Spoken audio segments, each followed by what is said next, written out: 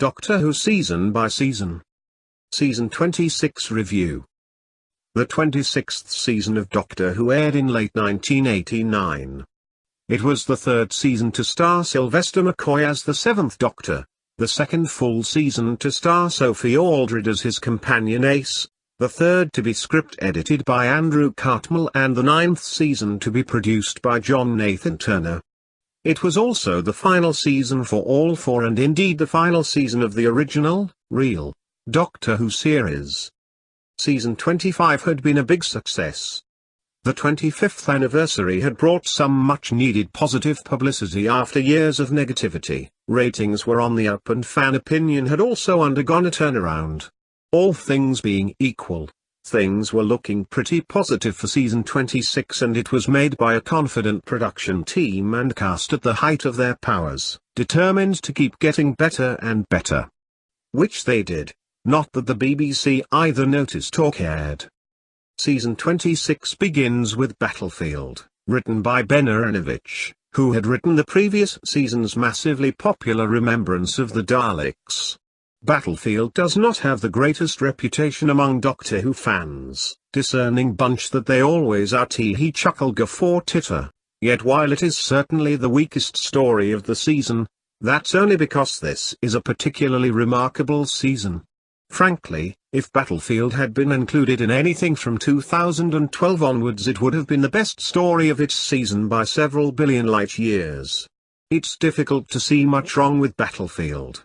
It's a fun sci-fi sword and sorcery romp with some fine performances and guest characters, plenty of action and plenty of color and wit. It is fantastic to see Nicholas Courtney back in action one last time in the series, and Aaronovitch gives him all the best lines, and quite rightly too. Jean Marsh is effectively believable as the villainous Sorceress Morgan, and Angela Bruce as Brigadier Bambara, and Marcus Gilbert, who once played the devil in Robin of Sherwood Didn't You Know as Anslin, are also fun characters. The Destroyer is also possibly the most impressive monster ever seen in the series, and I'm including the new series in that. It's positively breathtaking and looks like something out of a glossy 80s Hollywood movie rather than cheapo old Doctor Who. All in all, while Battlefield is rough around the edges in parts, it's great tongue-in-cheek fun from start to finish. Things get really impressive however with the next story, Ghost Light. This three-part exercise in Gothic Victorian weirdness from new writer Mark Platt sees the Doctor and Ace arrive in a strange Victorian mansion, of which Ace may be more familiar with than she realizes, where evolution appears to be running amok. Ghost Light is one of my top 20 if not top 10 favorite stories, an absolute masterpiece of mood, atmosphere and suspense, with a bizarre gallery of supporting characters played by some excellent character actors, with a perfectly realized Victorian mansion set, excellently spooky direction from Alan Waring, who had done such a fine job on Greatest Show the season before, and a fabulously creepy and effective music score from Mark Ayres. Sylvester and Sophie are also on fantastic form. Indeed, this may be Sylvester's single best performance as the Doctor, although the next story may also be a contender for that. That next story is, of course, The Curse of Fenric, written by Ian Briggs, who had written Dragonfire for season 24, but this is a much more serious story. Following one very good and one great story, the season delivers yet another belter of a tale. This one a sci-fi gothic horror that sees the Doctor and Ace arrive in a small North Yorkshire village during World War II. Russian commandos have arrived, hoping to steal a code-breaking machine, but there's something else washing in with the tide, the undead, and the only thing they're after is human blood. With a setup like that, you know you're in for a first-class Doctor Who story, and Fenric does not disappoint. As with the previous story, it's filled with amazing performances from strong guest actors including Dinsdale Landon and Alfred Lynch, and some fantastically evocative music, again from Mark Ayres. Nicholas Mallet had directed The Mysterious Planet and Paradise Towers, neither of which were particularly effective, yet he seems to be positively inspired by this script and turns in by far his greatest work on the series, with many magical and superbly crafted scenes, including a chilling ending in which the Doctor appears to turn non-ace that contains a superbly sinister turn from Sylve. The only slight disappointment about this story relates to the DVD release. Rather than release the original and fantastic special edition that was released on VHS back in 1991 with around 7 minutes of extra footage worked into the original 4-part TV version, including a fantastic scene where the vampire girls kill a couple of soldiers, whose bullets prove useless against them, while Fenric looks on grinning sadistically at all the carnage, the DVD team elected to produce their own version, a TV movie version with extra effects. I've never liked it, to be honest, and still find it very disappointing that we can't just have the proper 1991 special edition to watch on DVD, but sadly, as well produced as the DVD range often was, there was very much a fanish arrogance about some of the production decisions taken, and this was one of them. The fourth and final story of the season, and indeed the final story of the classic series and, arguably, real Doctor Who, is Survival. Written by new writer Ona Munro, who has since gone on to be an award-winning playwright, and again directed by Alan Waring, Survival ends the series on as high a note as one could possibly hope for.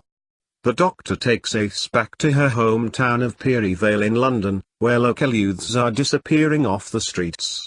Ace soon joins them and the Doctor pursues their trail to the planet of the Cheetah People, a race of cat humanoids whose creepy assistants, the Kittlings, demonic little buggers that look like black cats, have been transporting the youths in order to be hunted for sport and food.